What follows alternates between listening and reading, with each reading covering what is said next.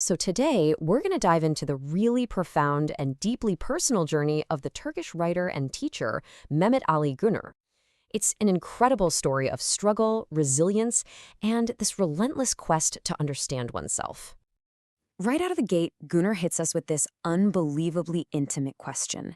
It really sets the stage for a deep dive into the human experience. Okay, let's get into this. To really get what he's all about, you gotta look at the life that shaped him. I mean, it was a life forged in hardship, but also one of incredible conviction and resilience. So this timeline, it's so much more than just a list of dates, you know? It's the very foundation of his life, built through economic struggle and political pressure. And you see, all these battles on the outside, they're what really lit the fuse for this massive struggle on the inside. All that struggle on the outside, it led to this huge internal crisis, a period that Gunnar talks about with just harrowing and total honesty.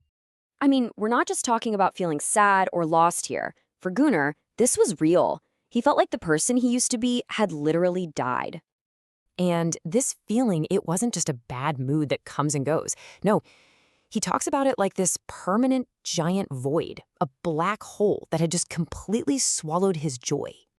Can you even imagine that? It's so surreal. You're literally witnessing your own death, grieving for a version of yourself you just can't get back to. That was his reality, just trying to survive on the ghosts of old memories. And right at the heart of all this sadness was this deep, unshakable loneliness. You know, the kind that's there even when you're surrounded by people you love. It was this constant, aching feeling inside him. So the big question is, right, how do you come back from that edge? For Gunnar, it wasn't some single dramatic moment. It was more like a series of really painful truths he had to accept, truths that completely shattered his old self and forced him to rebuild from scratch. And these weren't some grand movie-like epiphanies. There were small, painful cracks in his picture of the world. But each one pushed him way out of his comfort zone and into a totally new way of understanding himself. And this just lays it all out, doesn't it? The huge shift in how he saw the world. Every one of those breaking points didn't actually weaken him. It just made his world bigger, turning these rigid walls into wide open spaces. And this is the key takeaway right here.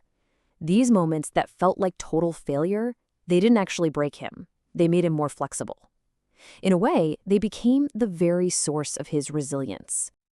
Okay, so with this new way of looking at things, Gunnar starts this really intentional, deliberate war to get his well-being back. Let's look at how he did it. And this is a really important point he makes. He wasn't chasing happiness, that temporary high that comes and goes.